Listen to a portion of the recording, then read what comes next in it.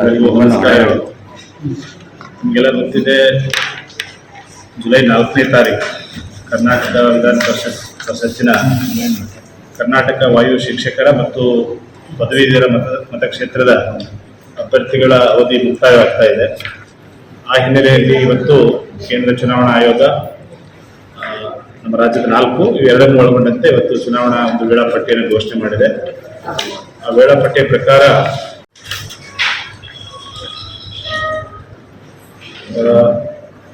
ಚುನಾವಣಾ ಅಧಿಸೂಚನೆ ಹೊರಡಿಸುವಂಥದ್ದು 19 ಮೇ 2022 ಗುರುವಾರ.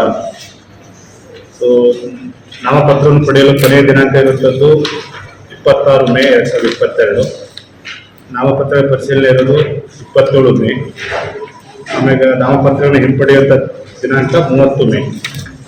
ಸೊ ಅದಾದ ನಂತರ ಚುನಾವಣೆ ನಡೆಯುವ ದಿನಾಂಕ 13 ಜೂನ್ ಇದೆ. ಕೌಂಟಿಂಗ್ ಆಫ್ ವೋಟ್ಸ್ ಏನಿದೆ, ಅವರ್ಸ್ ಆಫ್ ಪೋಲ್ ಏನಿದೆ, ಬೆಳಗ್ಗೆ 8 ಗಂಟೆಯಿಂದ ಸಾಯಂಕಾಲ 4 ಗಂಟೆವರೆಗೆ ಮತದಾನ ವೇಳೆ ಇರ್ತದೆ. ವಿಡಿಯೋ ವಿವಿಂಗ್ ಟೀಮ್ ಅಂತ ಇದೆ, ಅದರಲ್ಲಿಯೂ ಸಹ 13 ತಂಡಗಳು ಇರ್ತದೆ. ಮತ್ತು ಹಾಗೆಯೇ NCC ಟೀಮ್ಗಳು ಸಹ 13 ನಾವು ಮಾಡ್ತೇವೆ. ಹೀಗೆ ಒಟ್ಟು ನಾವು ಇಷ್ಟು ತಂಡಗಳನ್ನು ಮಾಡಿಬಿಟ್ಟು ಏನು ಇದು ಚುನಾವಣಾ ನೀತಿ ಸಂಹಿತೆ ಅದನ್ನು ನಾವು ಕಟ್ಟುನಿಟ್ಟಾಗಿ ಜಾರಿಗೆ ಮಾಡ್ತೇವೆ. ಅದ್ರ ಜೊತೆಗೆ ಈಗಾಗಲೇ ನಾವು ಎಲ್ಲ ತಹಸೀಲ್ದಾರ್ ಕಚೇರಿನೇ ಮಸ್ಟರಿಂಗ್ ಮತ್ತು ಡಿಮಸ್ಟರಿಂಗ್ ಸೆಂಟರ್ ಅಂತ ನಾವು ಆಯ್ಕೆ ಮಾಡ್ಕೊಂಡಿದ್ದೇವೆ. ಸೊ ಅಲ್ಲಿ ಅವತ್ತು ಚುನಾವಣೆ ಹಿಂದಿನ ದಿವಸ ಮತ್ತು ಚುನಾವಣೆ ದಿವಸ ನಮಗೆ ಮಸ್ಟರಿಂಗು ಮತ್ತು ಡಿಮಸ್ಟರಿಂಗ್ಗೆ ನಾವು ಅದನ್ನು ಯೂಸ್ ಮಾಡ್ತೇವೆ. 94 ಗಂಡು ಮತ್ತು 1418 ಹೆಣ್ಣು, ಒಟ್ಟು 5512 ಮತದಾರರು ಏನು 17/1/2022 ನಾವೇನು ಅಂತಿಮ ಪಟ್ಟಿಯನ್ನು ಪ್ರಕಟಣೆ ಮಾಡಿದ್ದೇವೆ. ತದನಂತರ ಅದು ಪದವೀಧರರ ಕ್ಷೇತ್ರ ಸಂಬಂಧಪಟ್ಟಂತೆ 11,218 ಗಂಡು ಹಾಗೆಯೇ 3,626 ಹೆಣ್ಣು. ಸೊ ಒಟ್ಟು 14,846 ಮತದಾರರು ಅವತ್ತು 17/1/2022 ನಾವೇನು ಅಂತಿಮ ಮತದಾರ ಪಟ್ಟಿ ಹೊರಡಿಸ್ತೇವೆ ಅದರಲ್ಲಿದ್ದಾರೆ. ತದನಂತರ ನಮ್ಮಲ್ಲಿ ನಿರಂತರ ಪ್ರಕ್ರಿಯೆ ನಡೀತಾ ಇದೆ, ಮತದಾರ ನೋಂದಣಿಯ ನಿರಂತರ ಪ್ರಕ್ರಿಯೆ, ಕಂಟಿನ್ಯೂಸ್ ಅಪ್ಡೇಷನ್ ಆಗ್ತಾ ಇದೆ. ಸೊ ಅದು ಆದ ನಂತರ ಒಟ್ಟು ಎಷ್ಟು ಮತದಾರರನ್ನು ನಾವು ಮತ್ತೆ ಮಾಹಿತಿಯನ್ನು ಕೊಡ್ತೇವೆ. ಒಟ್ಟು ಏನು ನಮ್ಮ ಜಿಲ್ಲೆಯಲ್ಲಿ 40 ಮತಗಟ್ಟೆಗಳು ನಾವು ಸ್ಥಾಪನೆಯನ್ನು ಮಾಡ್ತಾ ಇದ್ದೇವೆ. ಈ ಚುನಾವಣೆ ಸಂಬಂಧಪಟ್ಟಂತೆ ಏನು ಚುನಾವಣೆ ಘೋಷಣೆ ಆದ ನಂತರ ಈ ಚುನಾವಣಾ ನೀತಿ ಸಂಹಿತೆ ಜಾರಿಗೆ ಬರ್ತಾ ಇದೆ. ಈಗಾಗಲೇ ನಾವು ಸೂಕ್ತ ಆದೇಶ ಹೊರಡಿಸ್ತಾ ಇದ್ದೇವೆ. ಮತ್ತು ಚುನಾವಣಾ ನೀತಿ ಸಂಹಿತೆಯನ್ನು ಸಮರ್ಪಕವಾಗಿ ಅನುಷ್ಠಾನ ಮಾಡಲು ಏನು ವಿವಿಧ ತಂಡಗಳು ಬೇಕು, ಅದಕ್ಕೆ ಫ್ಲೈಯಿಂಗ್ ಸ್ಕ್ವಾಡ್ಗಳು ಬೇಕು. ಸುಮಾರು 13 ತಂಡಗಳನ್ನು ನಾವು ರಚನೆ ಮಾಡ್ತೇವೆ. ಹಾಗೆಯೇ ವಿಡಿಯೋ ಸರ್ವೆಲೆನ್ಸ್ ಟೀಮ್ಗಳು ಬೇಕು. ಮತ್ತು ವಿಡಿಯೋ ವಿವಿಂಗ್ ಟೀಮ್ ಅಂತ ಇದೆ, ಅದರಲ್ಲಿಯೂ ಸಹ 13 ತಂಡಗಳು ಇರ್ತದೆ. ಮತ್ತು ಹಾಗೆಯೇ NCC ಟೀಮ್ಗಳು ಸಹ 13 ನಾವು ಮಾಡ್ತೇವೆ. ಹೀಗೆ ಒಟ್ಟು ನಾವು ಇಷ್ಟು ತಂಡಗಳನ್ನು ಮಾಡಿಬಿಟ್ಟು ಏನು ಇದು ಚುನಾವಣಾ ನೀತಿ ಸಂಹಿತೆ ಅದನ್ನು ನಾವು ಕಟ್ಟುನಿಟ್ಟಾಗಿ ಜಾರಿಗೆ ಮಾಡ್ತೇವೆ. ಅದ್ರ ಜೊತೆಗೆ ಈಗಾಗಲೇ ನಾವು ಎಲ್ಲ ತಹಸೀಲ್ದಾರ್ ಕಚೇರಿನೇ ಮಸ್ಟರಿಂಗ್ ಮತ್ತು ಡಿಮಸ್ಟರಿಂಗ್ ಸೆಂಟರ್ ಅಂತ ನಾವು ಆಯ್ಕೆ ಮಾಡ್ಕೊಂಡಿದ್ದೇವೆ. ಸೊ ಅಲ್ಲಿ ಅವತ್ತು ಚುನಾವಣೆ ಹಿಂದಿನ ದಿವಸ ಮತ್ತು ಚುನಾವಣೆ ದಿವಸ ನಮಗೆ ಮಸ್ಟರಿಂಗು ಮತ್ತು ಡಿಮಸ್ಟರಿಂಗ್ಗೆ ನಾವು ಅದನ್ನು ಯೂಸ್ ಮಾಡ್ತೇವೆ. ನಿರ್ದೇಶನ ಇದೆ. ಈಗ ಕೋವಿಡ್ ಹಿನ್ನೆಲೆಯಲ್ಲಿ ಹಿಂದೆ ಯಾವ ಥರ ನಾವು ಕೋವಿಡ್ ನಾವು ಪ್ರೋಟೋಕಾಲ್ ಶಿಷ್ಟಾಚಾರ ಅಂದರೆ ಅದನ್ನು ಪಾಲನೆ ಮಾಡಿ ಯಾವ ಥರ ಎಲೆಕ್ಷನ್ ಹಿಂದೆ ನಾವು ಸಿಂಪಿ ಎಲೆಕ್ಷನ್ಸ್ ಇರ್ಬೋದು ಮತ್ತು ಇನ್ನಿತರ ರಾಜ್ಯದಲ್ಲಿ ಏನು ನಡೆದಿದೆ, ಅದೇ ಥರ ಈ 2 ಚುನಾವಣೆ ಕ್ಷೇತ್ರಗಳಿಗೆ ಏನು ಚುನಾವಣೆ ನಡೀತದೆ, ಇಲ್ಲಿಯೂ ಸಹ ಏನು ಕೋವಿಡ್-19 ಶಿಷ್ಟಾಚಾರ ಇದೆ ಅದನ್ನು ಕಟ್ಟುನಿಟ್ಟಾಗಿ ಪಾಲನೆ ಮಾಡಿ ಒಂದು ಚುನಾವಣೆ ಪ್ರಕ್ರಿಯೆಯನ್ನು ಮಾಡಲಿಕ್ಕೆ ನಿರ್ದೇಶನ ಇದೆ. ಅದನ್ನು ಸಹ ನಾವು ಮಾಡ್ತೇವೆ. ಹಾಗೆಯೇ ಈ ಒಂದು ಅತಿ ಸೂಕ್ಷ್ಮ ಮತಗಟ್ಟೆಗಳನ್ನು ಅವು ಯಾವುವು ಅಂತ ಹೇಳಿ ಅವುಗಳನ್ನು ನಾವು ಪರಿಶೀಲನೆ ಮಾಡಿಕೊಂಡು ನಾವು ಪತ್ರ ಬರೆದಿದ್ದೇವೆ. ಅದು ಬಂದ ನಂತರ ಚುನಾವಣೆ ಅಂದರೆ ಮತದಾನ ಪೂರ್ವದಲ್ಲಿ ಯಾವುದು ಸೂಕ್ಷ್ಮ ಮತ್ತು ಅತಿ ಸೂಕ್ಷ್ಮ ಮತಗಟ್ಟೆ ಅಂತೇಳಿ ಅದನ್ನು ನಾವು ಮಾಡಿ ಅಲ್ಲಿ ಹೆಚ್ಚಿನ ಒಂದು ಮುಂಜಾಗ್ರತೆಯನ್ನು ಸಹ ನಾವು ಕೈಗೊಳ್ಳೋಣ. ಇಷ್ಟು ಇದು ಚುನಾವಣೆಯ ಒಂದು ಇದು. ನಾಮಪತ್ರ ಸಂಸದೆಲ್ಲ ಬೆಳಗಾವಿಯಲ್ಲಿ? ಹಾಂ, ಬೆಳಗಾವಿ. ನನಗೆ ಬಂದ ಮಾಹಿತಿ ಪ್ರಕಾರ ಮೋಸ್ಟ್ಲಿ ಜಿಲ್ಲಾಧಿಕಾರಿ ಕಚೇರಿ ಬೆಳಗಾವಿಯಲ್ಲಿ ನಾಮಪತ್ರ ಸ್ವೀಕಾರ ಮಾಡ್ತಂತ ಹೇಳ್ತಾ ಇದ್ದಾರೆ. ಸೊ ಇರೋದ್ರಿಂದ ಇದು ಬ್ಯಾಲೆಟ್ ಪ್ರಕಾರನ ಆಗ್ತದೆ, ಬ್ಯಾಲೆಟ್ ಪೇಪರ್. ಸೊ ಮತಪೆಟ್ಟಿಗೆ ಬಳಕೆ ಆಗ್ತದೆ. ಸೊ ನೋ EVM ಇಲ್ಲ. ಏನೋ ಒಂದು 10 days ಈ ಥರ ಬ್ಯಾಕ್ ಡೇಟ್ ಇರ್ತದೆ. ಸೊ ಅದು ಎಕ್ಸಾಕ್ಟ್ ಡೇಟ್ ಯಾವತ್ತು ಅನ್ನೋದು ನಮಗೆ ಬರಬೇಕಾಗಿದೆ. ಸೊ ನಿಮಗೇನು ಒಂದು 7 ದಿವಸ ಸ್ಕ್ರೂಟಿನಿ ಮಾಡಲಿಕ್ಕೆ ಕಾಲಾವಕಾಶ ಬೇಕಾಗ್ತದೆ. ಅದನ್ನು ಗಣನೆಗೆ ಇಟ್ಟುಕೊಂಡು ಒಂದು ನಿರ್ದಿಷ್ಟವಾದ ಡೇಟನ್ನು ಕೊಡ್ತಾರೆ. ಈಗಾಗಲೇ ನಾವು ಒಂದು ರೌಂಡ್ ಪೊಲಿಟಿಕಲ್ ಪಾರ್ಟೀಸ್ ಮೀಟಿಂಗ್ ಮಾಡಿ ನಾವು ಹೇಳಿದ್ವಿ, ಯಾರಾದರೂ ಮತದಾರರು ಬಿಟ್ಟು ಹೋಗಿದ್ರೆ ತಾವು ಅವುಗಳನ್ನ ಸೇರಿಸಲಿಕ್ಕೆ ಕೇಳ್ಕೊಂಡಿದ್ವಿ. ಸೊ ಆ ಥರ ಅರ್ಜಿಗಳು ಬಂದಿದೆ. ಅದನ್ನು ಸಹ ನಾವು ವಿಲೇವಾರಿ ಮಾಡಿ ಮತದಾರ ಪಟ್ಟಿಗೆ ಸೇರಿಸ್ತೇವೆ.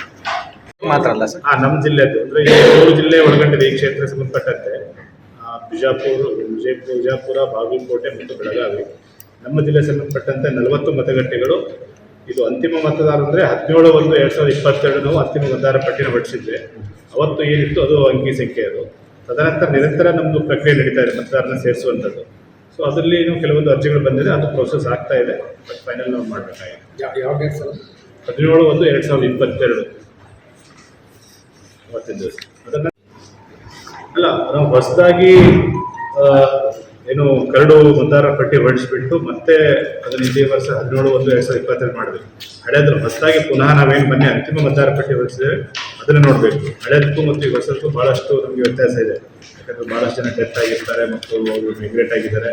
ಹೀಗಾಗಿ ನಾವು 17/1/2022 ಏನು ಹೊಸದಾಗಿ ಮಾಡಿದರೆ ಅದೇ ಮತದಾರ ಪಟ್ಟಿಯನ್ನು ಯಾವುದೇ ರೀತಿಯ ಚುನಾವಣಾ ಅಕ್ರಮಗಳು ನಡೆಯದಂತೆ ತಡೆಯುವಂಥ ನಿಟ್ಟಿನಲ್ಲಿ ಈಗ ನಮ್ಮ ಫ್ಲೈಯಿಂಗ್ ಸ್ಕ್ವಾಡ್ಸ್ ಇರ್ಬೋದು ಮತ್ತು ಎಲ್ಲ ಚುನಾವಣಾ ಅಧಿಕಾರಿಗಳಿಗೆ ಏನು ನಾವು ರಕ್ಷಣೆ ನೀಡಬೇಕು ಅದಿರ್ಬೋದು, ಮತಗಟ್ಟೆಗಳಿಗೆ ಸಿಬ್ಬಂದಿಗಳನ್ನು ನಿಯೋಜನೆ ಮಾಡೋದಿರ್ಬೋದು ಮತ್ತು ಮತಪತ್ರಗಳನ್ನು ಮತ್ತು ಎಲ್ಲ ಪರಿಕರಗಳನ್ನು ತಲುಪಿಸುವಂಥ ಕಾರ್ಯ ಇರ್ಬೋದು, ಎಲ್ಲ ಮಜಲುಗಳಲ್ಲಿ ನಾವು ಜಿಲ್ಲಾ ಪೊಲೀಸ್ ವತಿಯಿಂದ ಎಲ್ಲ ರೀತಿಯ ಸಹಾಯ ಸಹಕಾರ ಮತ್ತು ಬಂದೋಬಸ್ತ್ ವ್ಯವಸ್ಥೆಯನ್ನು ನೀಡೋದಕ್ಕೆ ನಾವು ತಯಾರಿದ್ದೇವೆ ಅಂತ ತಿಳಿಸೋದಕ್ಕೆ ಬಯಸ್ತೇವೆ. ನಮಸ್ಕಾರ. ವಿಷಯಗಳನ್ನು ಪರಿಗಣಿಸಿ ನಾವು ಅದು ಸೂಕ್ಷ್ಮ ಮತಗಟ್ಟೆ, ಅತಿ ಸೂಕ್ಷ್ಮ ಮತಗಟ್ಟೆ ಅಂತೇಳಿ ಪರಿಗಣನೆ ಮಾಡ್ತೇವೆ.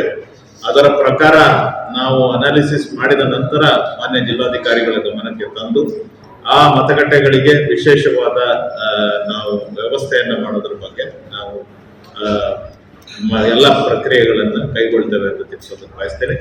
ಉಳಿದಂತೆ ಚುನಾವಣಾ ಪ್ರಕ್ರಿಯೆಯನ್ನ ಯಾವುದೇ ಅಕ್ರಮಗಳು ನಡೆಯದಂತೆ ನಡೆಸುವಂತ ನಿಟ್ಟಿನಲ್ಲಿ ಜಿಲ್ಲಾ ಪೊಲೀಸ್ ವತಿಯಿಂದ ನಾವು ಎಲ್ಲ ರೀತಿಯ ಸಹಕಾರವನ್ನ ಚುನಾವಣಾ ಪ್ರಕ್ರಿಯೆಗೆ ಕೊಡುವುದಾಗಿ ನಾನು ತಿಳಿಸೋದಕ್ಕೆ ಬಯಸ್ತೇನೆ. ಏನೋ ಒಂದು 10 days ಈ ಥರ ಬ್ಯಾಕ್ ಡೇಟ್ ಇರ್ತದೆ. ಸೊ ಅದು ಎಕ್ಸಾಕ್ಟ್ ಡೇಟ್ ಯಾವತ್ತನ್ನೋದು ನಮಗೆ ಬರಬೇಕಾಗಿದೆ. ಸೊ ನಮಗೇನು ಒಂದು 7 ದಿವಸ ಸ್ಕ್ರೂಟಿನಿ ಮಾಡಲಿಕ್ಕೆ ಕಾಲಾವಕಾಶ ಬೇಕಾಗ್ತದೆ. ಅದನ್ನು ಗಣನೆಗೆ ಇಟ್ಟುಕೊಂಡು ನಿರ್ದಿಷ್ಟವಾದ ಡೇಟನ್ನು ಕೊಡ್ತಾರೆ. ಈಗಾಗಲೇ ನಾವು ಒಂದು ರೌಂಡ್ ಪೊಲಿಟಿಕಲ್ ಪಾರ್ಟೀಸ್ ಮೀಟಿಂಗ್ ಮಾಡಿ ನಾವು ಹೇಳಿದ್ವಿ, ಯಾರಾದರೂ ಮತದಾರರು ಬಿಟ್ಟು ಹೋಗಿದ್ರೆ ತಾವು ಅವುಗಳನ್ನ ಸೇರಿಸಲಿಕ್ಕೆ ಕೇಳ್ಕೊಂಡಿದ್ವಿ. ಸೊ ಆ ಥರ ಅರ್ಜಿಗಳು ಬಂದಿದೆ. ಅದನ್ನು ಸಹ ನಾವು ಡೆಲಿವರಿ ಮಾಡಿ ಮತದಾರ ಪಟ್ಟಿಗೆ ಸೇರಿಸ್ತೀವಿ. 35,361 ಇದು 2016 ಚುನಾವಣೆಯಲ್ಲಿದ್ದಂಥ ಮತದಾರ ಪಟ್ಟಿ. ಅದು ಗ್ರ್ಯಾಜುಯೇಟ್ ಪದವೀಧರರು. ಹಾಗೆಯೇ ಶಿಕ್ಷಕರ ಕ್ಷೇತ್ರದಲ್ಲಿ ಸುಮಾರು 8,339 2016 ಈಗ ನಾವು ಮೊನ್ನೆ 17/1/2022 ಪಬ್ಲಿಷ್ ಮಾಡಿದ್ವಿ. ಅದರ ಪ್ರಕಾರ 5,512 ಇದೆ. ಮತ್ತೆ ಈಗ ನಮಗೆ ಕಂಟಿನ್ಯೂಸ್ ಅಪ್ಡೇಷನ್, ನಾನು ಹೇಳಿದ ನಿರಂತರ ಪ್ರಕ್ರಿಯೆ ನಡೀತಾ ಇದೆ. ಅವತ್ತೇನು ಅಂತಿಮ ಮತದಾರ ಪಟ್ಟಿ ನಾವು ಪ್ರಕಟಣೆ ಮಾಡಿದ್ವಿ, ಅಲ್ಲಿಂದ ಇಲ್ಲಿವರೆಗೆ ಪದವೀಧರ ಕ್ಷೇತ್ರದಲ್ಲಿ ಸುಮಾರು 2,409 ಅರ್ಜಿಗಳು ಬಂದಿದೆ. ಅದೆಲ್ಲ ಪ್ರೊಸೆಸ್ ಆಗಿದೆ. ಜಸ್ಟ್ ಅದು ಇನ್ಕ್ಲೂಷನ್ ಆಗಬೇಕು. 789 ಅರ್ಜಿಗಳು ನಮ್ಗೆ ಬಂದಿದೆ. ಈ ಮತದಾರರು ಸಹ ಸ್ಫೂರ್ತಿ ಆಗಿ ಅದನ್ನು ಸಹ ಆ್ಯಡ್ ಆಗ್ತದೆ.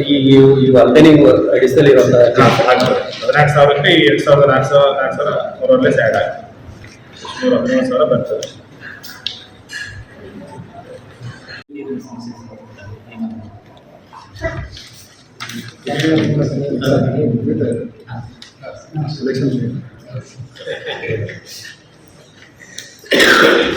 ಕುಡಿಯುವ ನೀರಿನ ಸಮಸ್ಯೆ ಸಂಬಂಧಪಟ್ಟಂತೆ ತಮಗೆಲ್ಲ ಗೊತ್ತೇ, ನಿನ್ನೆ ನಾನು ಮತ್ತು CEO ಅವರು ಜಂಟಿಯಾಗಿ ಕೆಲವೊಂದು ಹಳ್ಳಿಗಳಿಗೆ ಭೇಟಿ ಮಾಡಿದ್ವಿ. ಮತ್ತು ವಿಶೇಷವಾಗಿ ಇಂಡಿ ಮತ್ತು ಸಿಂದಗಿಯಲ್ಲಿ ನಾವು ಸಂಬಂಧಪಟ್ಟ ಎಲ್ಲ ಇಲಾಖೆ ಅಧಿಕಾರಿಗಳು, ಅದು ತಹಸೀಲ್ದಾರ್ AC ಇರ್ಬೋದು, ತಹಸೀಲ್ದಾರ್ಸು, EO, PDOs, ವಿಲೇಜ್ ಅಕೌಂಟೆಂಟ್ಸು, ನೀರಾವರಿ ಇಲಾಖೆ ಅಧಿಕಾರಿಗಳು, ಹಾಗೆಯೇ KBGL ಅಧಿಕಾರಿಗಳು ಎಲ್ಲರನ್ನೂ ಸೇರಿಕೊಂಡು ಸಭೆಯನ್ನು ಮಾಡಿದ್ದೇವೆ. ಮತ್ತು ನಾವು ಫೀಲ್ಡಲ್ಲಿ ಭಾಳಷ್ಟು ಹಳ್ಳಿಗಳನ್ನು ಭೇಟಿನೂ ಸಹ ಮಾಡಿದ್ದೇವೆ. ಕಾಲುವೆಗಳನ್ನು ವೀಕ್ಷಣೆ ಮಾಡಿದ್ದೇವೆ, ಕೆರೆಗಳನ್ನು ವೀಕ್ಷಣೆ ಮಾಡಿದ್ದೇವೆ. ಸೊ ಈಗ ಮೊನ್ನೆ ಏನು ನಮಗೆ ಸ್ವಲ್ಪ ಡಿಲೇ ಆಗಿರೋದ್ರಿಂದ ತೊಂದರೆ ಆಗಿತ್ತು. ಇವತ್ತು ಐ ಥಿಂಕ್ ಪ್ರಾಬಬ್ಲಿ ನೀರು ನಮಗೆ ಬರ್ತಾ ಇದೆ. ಆದಾಗ ಕೂಡ ಇನ್ನೂ ನಮ್ಮದು 11 ಏನು ಅಡವಿ ಗ್ರಾಮಗಳಲ್ಲಿ ಸುಮಾರು 88 ಅಡವಿ ವಸತಿ ಪ್ರದೇಶಗಳಲ್ಲಿ ನಾವು ಟ್ಯಾಂಕರ್ ಮುಖಾಂತರ ನೀರನ್ನು ಕೊಡ್ತಾ ಇದ್ದೇವೆ. ಸೊ ಈಗ ನಮಗೇನು ರಿಲೀಸ್ ಆಗಿದೆ ಅದನ್ನೆಲ್ಲನೂ ಕೆರೆಯಲ್ಲಿ ನಾವು ತೆಗೆದುಕೊಳ್ಳಲಿಕ್ಕೆಲ್ಲ ವ್ಯವಸ್ಥೆ ಮಾಡಿದ್ದೇವೆ. ವಿಶೇಷವಾಗಿ ವಾಚ್ ಆ್ಯಂಡ್ ವಾರ್ಡ್ ಸಲುವಾಗಿ ನಾವು ಭಾಳಷ್ಟು ತಂಡಗಳನ್ನು ಮಾಡಿದ್ದೇವೆ. ವಾಟ್ಸಪ್ಪಲ್ಲಿ ಗ್ರೂಪನ್ನು ಮಾಡಿದ್ದೇವೆ. ಅದೆಲ್ಲ ನಾವು ಮಾನಿಟರ್ ಮಾಡ್ತಾ ಇದ್ದೇವೆ. ಇದೆ ಜುಲೈ ಅಂಬಾಲಿ ನಿನ್ನೆ ನಾವು ಹೋಗ್ಬೇಕು ಅನ್ಕೊಂಡ್ವಿ, ಅದು ಸಾಯಂಕಾಲ ಒಂದು ಕಾರ್ಯಕ್ರಮ ಇದ್ದಿದ್ದರಿಂದ ಮತ್ತೆ ನಾನು ವಾಪಸ್ ಬಂದೆ. ಇನ್ನೊಂದು ದಿವಸ ನಾವು ಅವ್ರಿಗೆ ಹೋಗಿ ಭೇಟಿ ಕೊಡ್ತೀವಿ ಅಂತಂದಿಲ್ಲ, ಫೋನಲ್ಲಿ ಮಾತನಾಡಿದೆ ಅವ್ರಿಗೆ. ಎಷ್ಟು 4 ಪಂಚಾಯತಿಗೆ ಎಂಟು ಎಂಟು ಅಂತ ನನಗೆ ಮಾಹಿತಿ ಇರೋದು, ನನಗೆ 8 ಪಂಚಾಯತಿಗೆ ಮಾಡಿದ್ದಾರೆ. ನಮಗೆ ಸಮಸ್ಯೆ ಇದೆ ಅಂತ ಅವ್ರಿಗೆ 2 ತಿಂಗಳಿಂದ ಮಾಡ್ತಿರೋದು. 2 ತಿಂಗಳಿಂದ ಹೋರಾಟ ಮಾಡ್ತಿದ್ದಾರೆ ಅವರು. ಹಾಗೆ ಜುಲೈ ಅಂತ ಹೇಳಿದ್ದಾರೆ ಅವರು, ಫಾಲೋ ಅಪ್ ಮಾಡಿ ಅಂತ ಕೇಳಿದ್ರೆ ನಮ್ಗೆ ಸ್ವಲ್ಪ ಬಿಕಾಸ್ ಮೇವಿನ ಸಮಸ್ಯೆ ಇತ್ತಲ್ಲ, ಅಗ್ರಿಕಲ್ಚರ್ ಪ್ರೊಡಕ್ಷನ್ ಬಗ್ಗೆ ಅದ್ರ ಮೇಲೆ ಚೆಕ್ ಮಾಡಿದಲ್ಲಿ ಮೇವಿನ ಸಮಸ್ಯೆ ಏನೂ ಇಲ್ಲ ಅಂತ ಡಿ ನಮ್ಮಲ್ಲಿ ಇರುವಂಥ ದೊಡ್ಡ ಮತ್ತು ಸಣ್ಣ ದನಗಳಿಗೆ ಸುಮಾರು 19,000 ಮೆಟ್ರಿಕ್ ಟನ್ನು ಮೇವು ಪ್ರತಿ ವಾರ ಬೇಕಾಗ್ತದೆ. ಮತ್ತು ಈಗಿರುವಂಥ ಲಭ್ಯತೆ ಪ್ರಕಾರ ಸುಮಾರು 30 ವಾರಗಳಿಗೆ ಬೇಕಾದಂಥ ಮೇವು ಲಭ್ಯತೆ ಇದೆ ಅಂತ ಮೊನ್ನೆ ಮುಖ್ಯಮಂತ್ರಿಗಳ ಒಂದು ಮೀಟಿಂಗ್ ಹೋಗ್ಬೇಕಾದ್ರೆ ವರದಿ ಕೊಟ್ಟಿದ್ದಾರೆ ಇಲಾಖೆಯವರು. ಸಫಿಷಿಯೆಂಟ್ ಇದೆ. ಜೋಳ, ಮೆಕ್ಕೆಜೋಳ, ಮುಸ್ಕಿನ ಜೋಳ ಅದೆಲ್ಲ ಮೇವು ಮತ್ತು ನಿಮಗೆಲ್ಲಾದ್ರೂ ಕಂಡು ಬಂದರೆ ಹೇಳಿದ್ದೀನಿ. अब आपको गुर्दे में और पित्ते में पथरी यानी किडनी स्टोन या गैल ब्लैडर स्टोन होने पर नहीं है घबराने की ज़रूरत। शहर हैदराबाद में सालों से इस इलाज के लिए ख़ानदानी सिलसिले से चला आ रहा है भरोसेमंद नाम RS यूनानी फार्मेसी, जहां पर ख़ास तौर पर पित्ते में मौजूद पथरी और दोबारा पथरी ना होने का किया जाता है मुकम्मल इलाज। आपको इस दर्द से हमेशा के लिए मिल जाएगा छुटकारा। No side effects, no operation. तशखीस करते हुए दवाएं की जाती है फराहम, तो देर ना करें, जल्द ही तशरीफ़ लाए।